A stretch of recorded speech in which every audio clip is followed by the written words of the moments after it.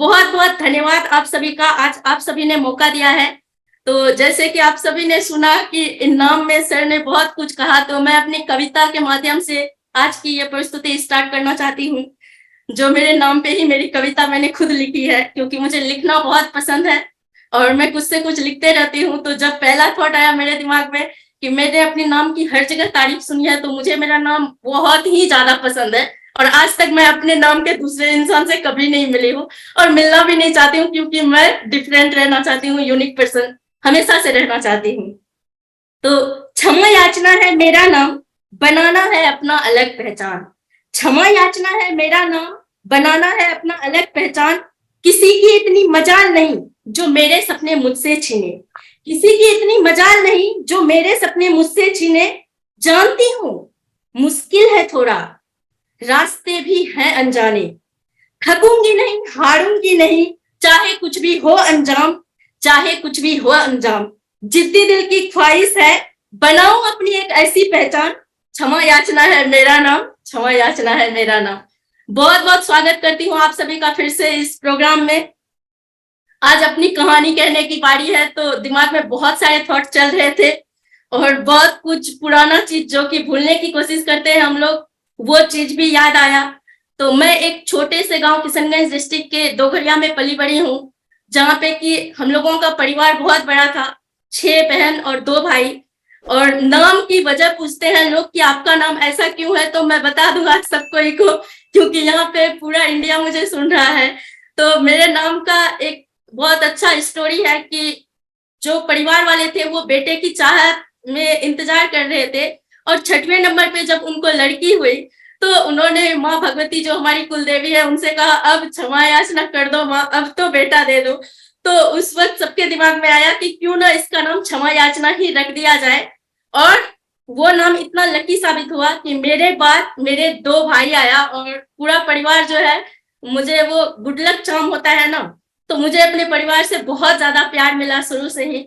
लेकिन मैं अपने परिवार में सबसे छोटी थी, बहनों में बहुत कुछ मिलता था, लेकिन मेरे सपने कुछ हटके थे, क्योंकि ज्यादा लाड प्यार मिल जाता है ना तो बच्चे बिगड़ जाते हैं। तो मैं बहुत जिद्दी थी, इतना जिद्दी थी कि जो बात मैं बोलूं वो मनवा के रहती थी और सब मानते भी थे मेरी बातों को।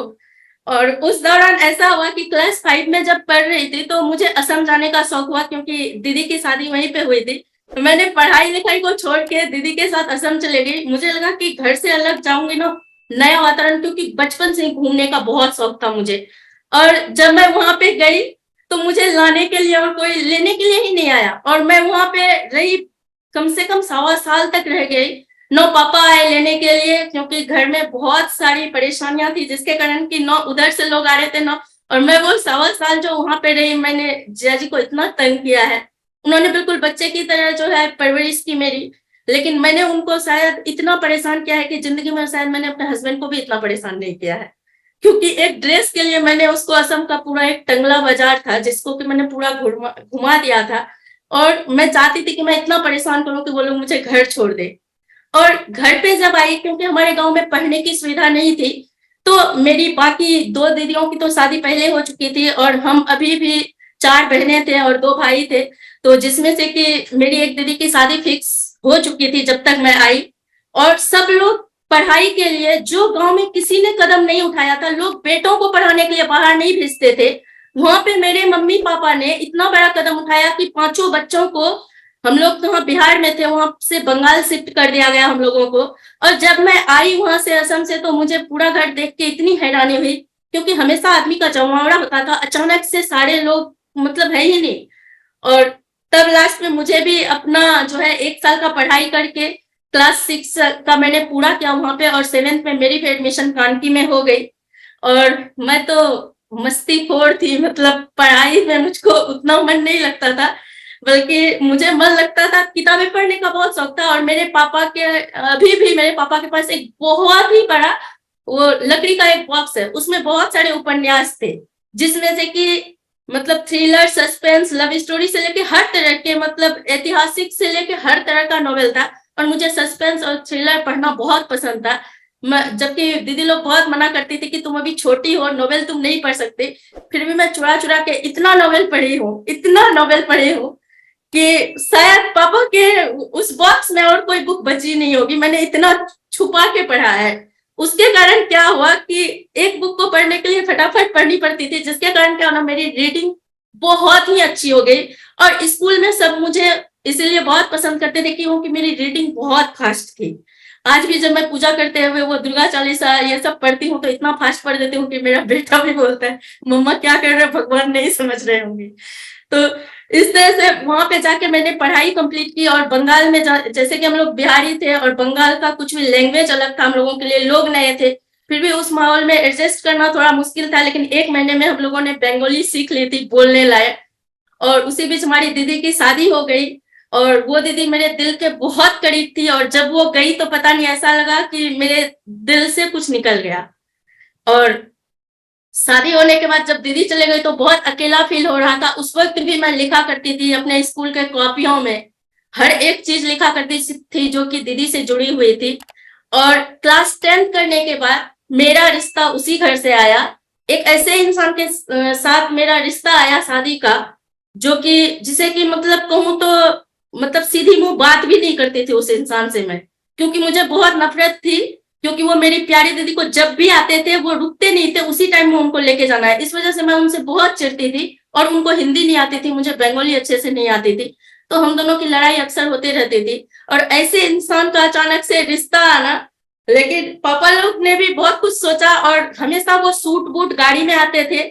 तो पापा लोग को लगा कि ये लड़का बहुत अच्छा है। लेकिन वो कहते हैं ना, हाथी के दांत दिखाने के कुछ और होते हैं और खाने के कुछ और नहीं होते हैं। तो उसी तरह का कुछ मेरे साथ हो गया। उनका सूट बूट देख करके पापा लोगों को लगा कि एक भाई तो इंजीनियर है, एक भाई बहुत बड़ा बिजनेसमैन है। और जिसके चलते कि मेरी शादी फिक्स हो गई। मेरा 10th का रिजल्ट भी नहीं निकला था। और जब वहां पे मैं गई और वहां का रहन सहन देखा, वहां का नियम देखा, पूरा डिफरेंट था। मतलब कुछ भी हमारे मिथिलांचल से मिल ही नहीं रहा था वहां पे। पता नहीं दीदी कैसे एडजस्ट कर ली, लेकिन मैं तो थी चुलबुली। मुझे तो अपनी मनमानी करने की हर जगह आदत थी, तो मेरी किसी से बनी नहीं। और किसी से बनी नहीं तो अब ससुराल में ससुराल ही होता है, चाहे कैसा भी हो। और वहां पे एक विलन का टैग बन गया मेरे लिए कि मैं अच्छी नहीं हूँ। और मुझे भी लगने लगा कि यहाँ के लोग अच्छे नहीं है। और शादी मैंने इसी शर्त पे की थी कि आपका जो घर है वहां पे मुझे रहना नहीं, आप मुझे सिलीगुड़ी लेके आओगे और पढ़ाओगे तो ही शादी करूंगी। लेकिन जो हमारे हस्बैंड है मिस्टर अजय पाठक जी, उन्होंने मुझे धोखा दिया और उन्होंने मुझे पढ़ाया भी नहीं और अपने उसी घर में रखा। तो मैं उससे क्या हो गया ना, बहुत चिड़चिड़ी हो गई थी। एक तो वहां का सब कुछ अलग था और इस वजह से क्या हुआ कि 1 साल किसी तरह से एडजस्ट करने के बाद मैंने उस घर में एक पहला कदम उठाया कि मुझे अपनी दीदी को जियाजी के पास शिफ्ट करना है।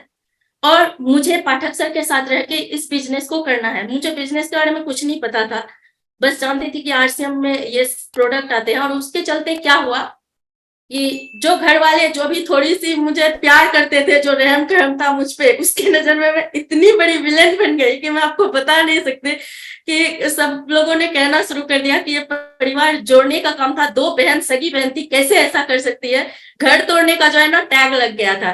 तो मुझे भी अपने फैसले पे कभी लगा कि मैं शायद गलत हूं, लेकिन फिर भी मैंने उस फैसले पे अड़ी गई और पाठक सर को भी मनाया कि ये करना ही है। और दीदी लोग को अगरतला शिफ्ट किया। उसके बाद आकर के हम अररिया में शिफ्ट हुए। लेकिन मुझे नहीं तब तक पता था कि हमारी आर्थिक स्थिति इतनी खराब है। और उस वक्त जब मुझे पता चला कि एक तो मैं प्रेग्नेंट हूँ, दूसरी मुझे पता चला कि आर्थिक स्थिति इतनी कमजोर है हमारी, तो सरवाइव करना इतना मुश्किल हो गया था। लेकिन कहते हैं ना, अच्छे लोगों के साथ हमेशा अच्छा होता है। बस कुछ चीजें ना अच्छा होते हुए अच्छा नहीं लगता है, बात बस इतनी ही थी। लेकिन वहां पे लोग मुझे इतना अच्छा मिला कि सब कोई बंगाली बंगाली कह के और भी ज्यादा लोग आने लगे। और वहां पे मैंने जो है मेरे घर में कि सब कोई पूछने लगे हस्बैंड क्या करते हैं, तो आरसीएम बिजनेस करते हैं। इस तरह से वो लोगों प्रोडक्ट खरीदना शुरू किए। और एक पार्टी उन लोगों ने रखी थी एक मोहल्ले में, जहाँ पे कि मैं एक साड़ी पहन के गई थी आरसीएम की। वो 250 रुपए की साड़ी आती थी उस टाइम में विथ बीपी, तो बहुत पसंद था वो साड़ी, तो मैं पहन के गई। वहां पे कुछ महिलाएं जब आई, उन्होंने कहा कि ये साड़ी बहुत अच्छी है, आपकी कहाँ से ली है। तो मैंने बोला ये तो आरसीएम की साड़ी है। तो उन्होंने बोला कि कुछ ला सकते हैं आप, हम लोगों को भी लेना है। और मेरे घर की स्थिति ऐसी थी कि मैंने साड़ी उन लोगों को 250 की साड़ी मतलब 500 रुपया करके 5 साड़ियां सेल कर दी। मेरे हस्बैंड थोड़ा ज्यादा समझदार है, तो उन्होंने 3 साड़ियां ऑर्डर की थी, तो ये 5 साड़ी लाए। और पांचों साड़ियां सेल हो गई और मुझे बैठे बिठाए इनकम करने का एक रास्ता मिल गया। और प्रेगनेंसी के हालात में ऐसे थे कि घर में उस तरह का जो एक बहुत अच्छा जो खाना पीना होता है एक माँ के लिए, उस तरह का नहीं था हम लोगों के पास। फिर भी मैं खुश रहा करती थी क्योंकि मुझे बस इतना पता था कि इस माहौल में आपको खुश रहना है। और खुश रहती थी तो मुझे बहुत अच्छा लगता था कि बहुत सारे मेरे दोस्त वहां पे बन गए, बच्चे बहुत सारे थे जो कि मेरे घर पे आके खेलते थे और मैं उनसे बातें करती थी। समय बहुत अच्छा से गुजरता गया। और जिस दिन मेरे बेटे का जन्म हुआ उसी दिन मेरे हस्बैंड की रॉयल्टी भी आई।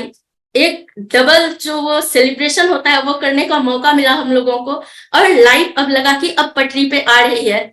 और ऐसे ही बहुत अच्छे से लाइफ गुजर रही थी तो आरसीएम में वो एक शॉकिंग न्यूज था मेरे लिए, क्योंकि बहुत अच्छे से लाइफ जिस जिंदगी की कल्पना कर रही थी कब सच होने वाला है, उस टाइम में ऐसा एक ब्रेक आ जाएगा ये कभी नहीं सोचा था। और हम लोग उस टाइम में क्या किए, बच्चे की पढ़ाई के लिए एक दूसरे शहर में शिफ्ट हो गए रायगंज में, जहाँ पे कि अब मतलब खर्चा बढ़ गया और इनकम पूरा स्टॉप हो गया था। वो दौर मेरे लिए बहुत मुश्किल था क्योंकि मैं किसी को जानती नहीं थी, किसी से बात नहीं कर पाती थी। फिर कुछ किसी तरह से घर चल रहे थे क्योंकि मेरे जितने जेवर थे मैंने हस्बैंड को दे दिया कि बेच दो, और वो तो हमेशा वो जो धरने पे गए और आते ही नहीं थे। बहुत मुश्किल से घर चल रहा था। और उस दौरान क्या हुआ कि एक बार वो आए और क्योंकि बहुत कुछ जो है बहुत कोई को पैसा देना था तो जमीन एक थी हमारे जो उनको बेच दिया गया। और उस जमीन के कारण मैं घर में सबसे बड़ी विलेन बनी क्योंकि पूजा मौर्य जी ने एक बात कही थी कि जब आपके हस्बैंड कुछ गलती करते हैं ना तो उसकी सजा भी आपको ही मिलती है। कोई आपके हस्बैंड को जाके नहीं बोलता है, ससुराल वाले तो बोलते ही है, मायके वाले भी आप ही को सुनाते हैं। और सबके जो वो ताने थे ना वो बर्दाश्त करना बहुत ही मुश्किल था। और मैं अपने हस्बैंड से लड़के कि मुझे जाना है, अब मैं बहुत दिन रह गई घर पे, अब मुझे अच्छा भी नहीं लग रहा है, आप तो चले जाते हो, जयपुर चले गए थे वो, तो मुझे जाना था अपने मायके। और हस्बैंड ने बहुत मना किया कि इस परिस्थिति में मत जाओ। पर मुझे ऐसा लगा कि क्या होगा, फैमिली है, 2-4 दिन साथ में रहेंगे, थोड़ा तो इस जीवन से थोड़ा कुछ अच्छा हो जाएगा। पर मैं जब वहां पे गई ना सच में बता नहीं सकती, इतना मतलब लगा कि जिंदगी का अगर सबसे खराब फैसला अगर मेरा था ना उस दिन मेरा घर जाना था। और एक लोग दो लोग खफा होते हैं ना तो कुछ नहीं बिगड़ता है, लेकिन जब सारे लोग आपके खिलाफ हो जाए ना तो बहुत तकलीफ होती है। और जब मैं पहुंची मैंने देखा मुझे देख करके सब मतलब एक दूसरे से बात कर रहे हैं, किसी ने पूछा तक नहीं। और जब मैंने उन लोगों को पूछा तो बहुत अजीब तरीके से सबने बात की और मुझे लगा कि नहीं है, कोई नहीं है इस दुनिया में, शायद किसी पे भरोसा भी नहीं करना चाहिए। इस टाइप का फील आया था, बहुत गंदा लग रहा था क्योंकि अपने परिवार परिवार वाले जब ऐसे करेंगे तो मैंने कभी नहीं सोचा था और मुझे बहुत रोना आया। मैंने जब पूछा किसी को कि आखिर मेरे से इतना नफरत करने का कारण तो बताओ यार क्या हुआ है, तब किसी ने बताया कि तुम लोगों ने बिना सोचे समझे वो जमीन को बेची क्यों। और मुझे लग रहा था मुझे सब मेरा इंतजार कर रहे हैं, मैं जाऊंगी, मेरा बच्चा है छोटा सा। वो रात मैंने किसी तरह से काटी थी। वो महादेव और सती की एक कहानी थी ना कि सती जबरदस्ती चले गई अपने मायके और क्या हश्र हुआ, तो उसी तरह का मुझे कुछ उस दिन लाइफ में लगा। और मुझे वो सबके चेहरे ऐसे करके याद आ रहे थे। मैं सुबह वापस वहां से निकली और रायगंज वापस आई, मेरा बेटा सो चुका था और मुझे समझ में नहीं आता, मुझे वो चेहरे ऐसे परेशान कर दिए कि सब मुझसे इतनी नफरत करते हैं, जमीन उन्होंने बेची, मुझे क्यों सजा दे रहे हैं। मुझे इतना बुरा लगा था उस वक्त कि मैं बता नहीं सकती, मैं पता नहीं कितना रोई कितना रोई। और कुछ महीने जब ऐसे गए तो मुझे लगा क्योंकि मैं हमेशा हंसती खिलखिलाती हुई लड़की थी, रोना क्या होता है मैंने बड़े बड़े चैलेंजेस पाठक सर के साथ पार किए हैं। मुझको नहीं पता था कि कभी जिंदगी का अपनों की नफरत मुझे इस कदर तोड़ सकती है। और जब वो दिन पाठक सर चले गए थे मैं घर में अकेली रहती थी बच्चे को स्कूल में लाके, और मुझे सिर्फ और सिर्फ रोना ही आता था क्योंकि मुझे वो चेहरे याद आते थे सबके कि ऐसा कैसे हो सकता है, कोई मुझसे इतनी नफरत कैसे कर सकता है। और सब बात भी समझे लेकिन जो जिसको जब बोलना रहता है ना वो बोल देते हैं बिना सोचे समझे हुए, और ये नहीं समझते कि उनकी परिस्थिति कैसी है, कब क्या बात करनी चाहिए। तो मुझे वो चीज इतना दिमाग खराब कर दिया था मेरा कि मैं सूजी हुई आंखों से जाती थी बाहर, मुझे बहुत अजीब लगता था बच्चे को लाने के लिए क्योंकि मुझे ही जाना पड़ता था, मुझे बहुत बुरा लगता था। तो पाठक जी ने एक ही बात समझाई कि ये वक्त भी ना बहुत आसानी से गुजर जाएगा अगर हम लोग दोनों साथ में है तो। और मुझे लेकिन उनकी बातों पर विश्वास ही नहीं हो रहा था, क्योंकि थक गई थी इंतजार करते करते मैं भी। अब लग रहा था अब ये वक्त किसी तरह से खत्म हो। और उसी दौरान एक ऐसा चीज हुआ कि मेरे घर में एक इंसान आए जो कि पाठक जी को एक बहुत बड़ा प्रोजेक्ट दे रहे थे, और मैं घर में चाय उबाल रही थी, और चाय के उबाल के साथ साथ मेरे मन में बहुत सारे ख्याल आ रहे थे कि काश पाठक जी एक बार हाँ कर देना, अब लाइफ पक्का सुधरने वाली है। क्योंकि वो कोलकाता के इतने बड़े सॉल्ट लेक में 3 BHK का घर, 25,000 से इनकम स्टार्टिंग वहां की, और इतना सुंदर जगह पे घर दे रहे थे, गाड़ी दे रहे थे। मुझे लग रहा था बस एक बार हाँ कर दे। लेकिन पाठक सर ने पूरा मेरी उम्मीदों पे पानी फेर दिया। उन्होंने उसको इस तरह से भगाया जैसे कि कुत्ते को कोई जो पत्थर फेंक के भगाते हैं उस तरह। उन्होंने, मैं समझ ही नहीं पाई कि आरसीएम से कोई इंसान इतना कैसे प्यार कर सकता है। उस दिन मुझे जब उनकी आरसीएम की दीवानगी समझ में आई, तो मुझे लगा कि नहीं, और मैं किसी के बारे में कुछ भी नहीं सोचना, मुझे कुछ सोचना ही नहीं है। अब ये इंसान जो करेगा, जैसे रखेगा, मैं वैसे रहने के लिए तैयार हूँ।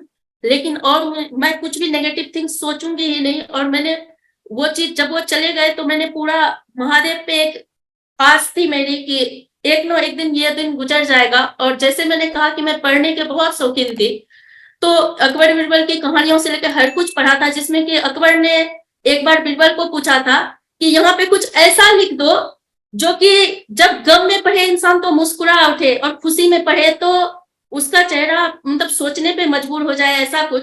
तो बिरबल ने यही चीज लिखा था कि ये वक्त गुजर जाएगा।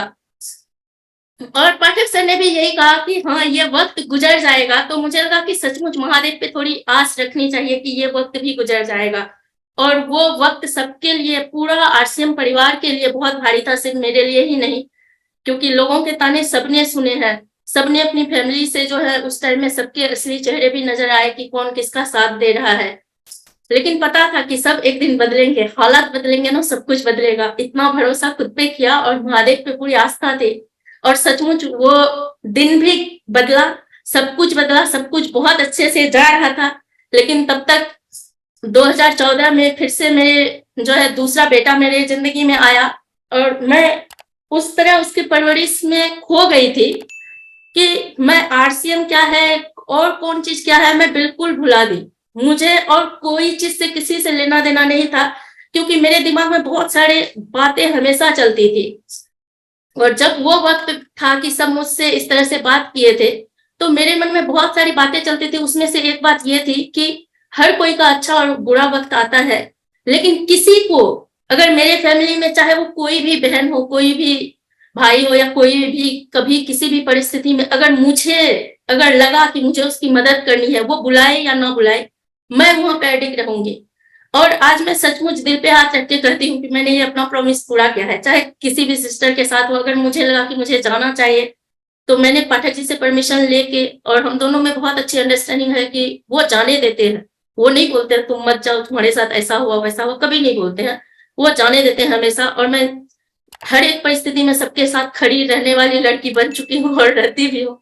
और अभी बहुत अच्छा चल रहा है सब कुछ। लेकिन मैंने आरसीएम करना शुरू किया कब से, सीरियसली मेरे नीचे बिजनेस था, लेकिन मैं नहीं कर रही थी, मेरे हस्बैंड ही संभाल रहे थे। लेकिन जब लॉकडाउन आया ना, जब जूम पे सब मीटिंग कर रहे थे घर में बैठ के, तो उस टाइम में ऐसा लगा कि इन लोग इतना हंस के, इतना हंसी मजाक करे, मीटिंग घर में चल रही है। तो पाठक जी ने बोला कि आओ एक बार कभी बैठ के देखो, बहुत अच्छा लगेगा तुम्हें।